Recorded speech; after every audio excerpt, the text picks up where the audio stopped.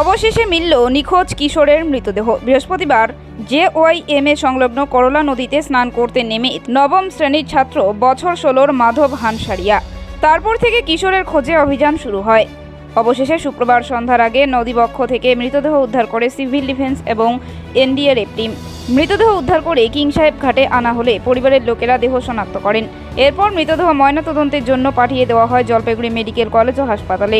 NDRF-এর আধিকারিক জানান, জল বেশি থাকার কারণে মৃতদেহ জলে চলে যাওয়ার পর পাথরে আটকে গেছিল। শুক্রবার প্রচুর জল থাকায় জল কমতেই পলি পড়ে যায় নদীর ওই অংশে। সে কারণে মৃতদেহ উদ্ধারে এতটা সময় লাগে। তবে দুর্ঘটনাস্থলের কাছাকাছি उद्धार হয় দেহ। होने के बाद भी पूरा दिन हमारा कड़ी मेहनत रहा विद सिविल डिफेंस। उसके बाद फाइनली हम बॉडी को रिकवर कर पाए।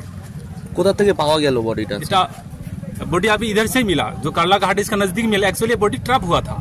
जब बॉडी मतलब जो इंसिडेंट हुआ था ड्रोनिंग केस का बाद, जो बॉडी नीचे गया उसके बाद जो पानी का जो ओवरफ्लो था, पानी का जो बहाव ज्यादा था, उसमें क्या कोई पत्थर में जाके उसमें ट्रैप हो गई। ट्रैप होने के बाद उसके ऊपर मलबा गिर गया।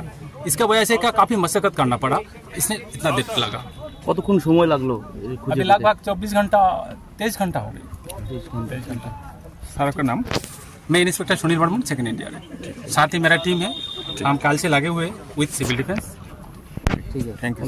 বলুন NDRF বলুন, সকলে মিলে আমরা ঝাঁপিয়ে পড়েছিলাম। কেননা কালকে সন্ধ্যেবেলা একটি ছেলে, 16 বছরের ছেলে, সে হঠাৎ করে জলে তলিয়ে যায় করলা নদীতে। ন্যাচারালি আমরা কালকে সারা রাত চেষ্টা করেছি। তারপরে সকাল 6টা থেকে আমাদের এই আপনার উদ্ধার কার্য শুরু হয়। অবশেষে আমরা একটা চেন করে আবার যেখানে ডুবে গেছিলো তার থেকে নদীর এপার ওপার চেন করে আমরা খোঁজাখুঁজি শুরু করতে করতে এই প্রায় আপনার 15 মিনিট, অর্থাৎ আপনার 4:45 হবে তখন। সেই সময় হঠাৎ করে আমাদের বিশ্বদেব মণ্ডল প্রথমে একটি এবং স্থানীয় লোকদের চিৎকারে সেখানে ছুটে যায়, দেখে একটি বডি ভাসছে, আবার ডুবে যাচ্ছে। সঙ্গে সঙ্গে গিয়ে ঝাঁপিয়ে পড়ে।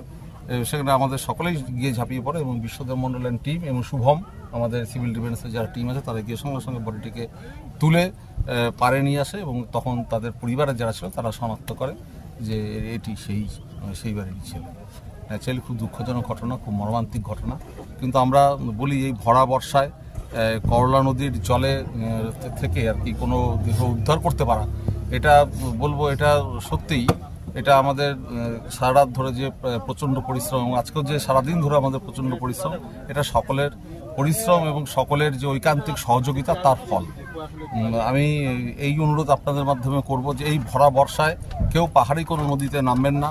এই ভরা বর্ষায় কেউ আপনার করলা নদী, তিস্তা নদী বা আমাদের জলপাইগুড়ি জেলা বা জেলা সংলগ্ন